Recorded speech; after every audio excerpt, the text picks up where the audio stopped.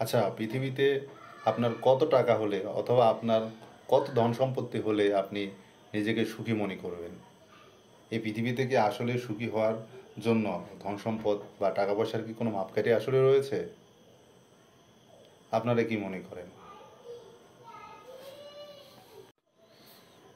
আচ্ছা, আপনি কি আপনার বর্তমান অবস্থান নিয়ে সন্তুষ্ট প্রকাশ করছেন?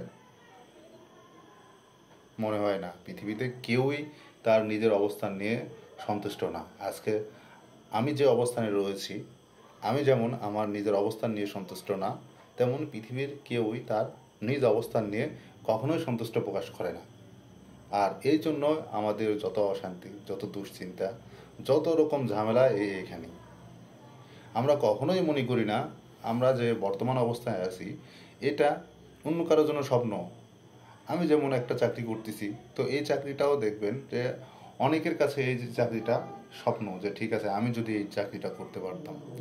ঠিক সেমভাবে পৃথিবীতে যে যার অবস্থান রয়েছে সে সেখান থেকেই মনে করে যে আমি যদি অমুক কাজটা করতে পারতাম, আমি যদি অমুক জিনিসটা করতে পারতাম, আমি যদি অতটুকু ধন সম্পদ বা অতটুকু টাকার মালিক হতাম, অমুক সম্পত্তি যদি আমার হতো।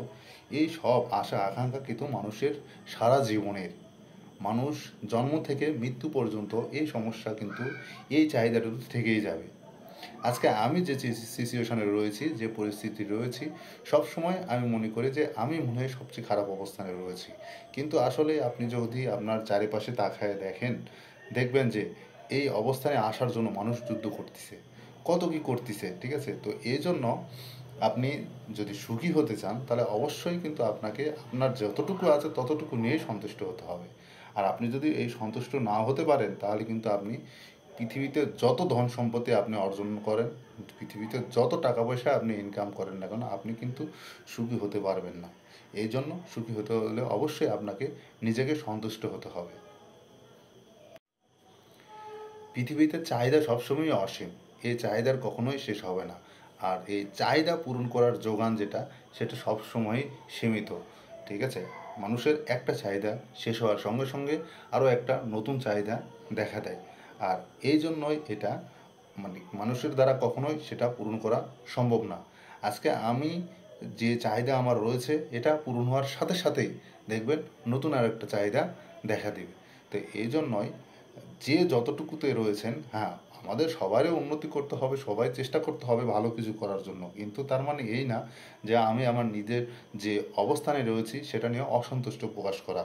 সবাই ভালো কিছু করতে হবে, অবশ্যই চেষ্টা করতে হবে, কিন্তু এটা একেবারে লিমিটের ভিতরে অবশ্যই থাকতে হবে। আনলিমিটেড যদি আপনি ওইরকম চিন্তা ভাবনা করেন তাহলে কিন্তু আপনি না সাকসেস হইতে পারবেন, না সুখী হতে পারবেন।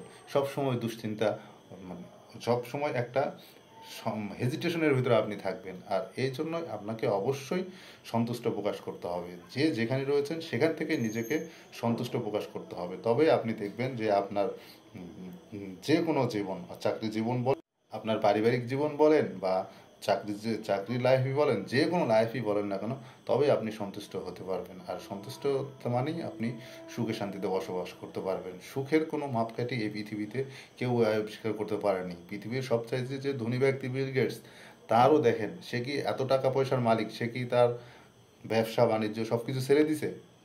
ছেড়ে কিন্তু দেয়নি। আবার একেবারে যে নিম্ন পর্যায়ে রয়েছে সে কি তার কাজকর্ম বন্ধ করে দিয়েছে?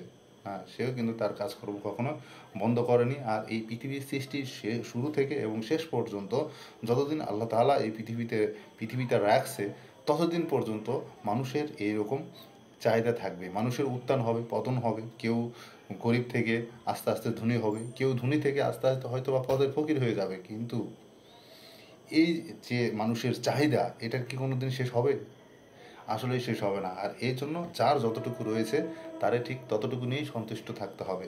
আমি মনে করি এটা আমার বাস্তব অভিজ্ঞতা এবং এটা আমার মানে নিজস্ব মতামত। অবশ্যই এখন তো আমার নিজস্ব মতামত, আপনাদের যদি ভালো লাগে অবশ্যই সেটা মানতে পারেন।